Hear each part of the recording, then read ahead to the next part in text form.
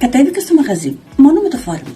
Και έκανε λίγο ψυχρούλα. Αλλά πάντα στο αυτοκίνητό μου έχω αυτό το πουλοβεράκι. Για ορανάκες. Λοιπόν, όμως με το φόρεμα ήταν λίγο άκομψο. Ήταν με ένα μονοκόμματο, δεν ήταν καθόλου κομψό, καθόλου σικάτο. Οπότε τι έκανα. Πήρα μια χειροπέδα. Και ένα λαστιχάκι. Έβαλα τη χειροπέδα πάνω από το μπλουζάκι μου και με το λαστιχάκι από κάτω την έπιασα. 2 τρόπους έκανα, δεν ξέρω ποιον από τους δύο να διαλέξω. Θα σου δείξω και τους δύο.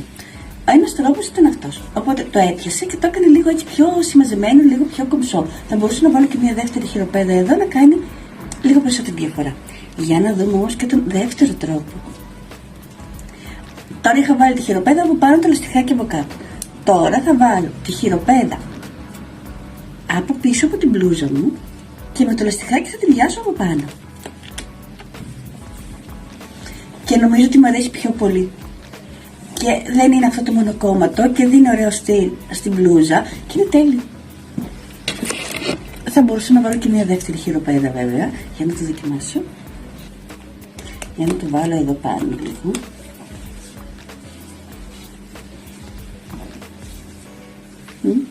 Λοιπόν, νομίζω ότι είναι υπέροχο. Και γίνεται και πιο σικάτο και πιο κομψό και τονίζει έτσι λίγο μέση και είναι φανταστικό. Λοιπόν, το ήξερες? Για πες μου στα σχόλια.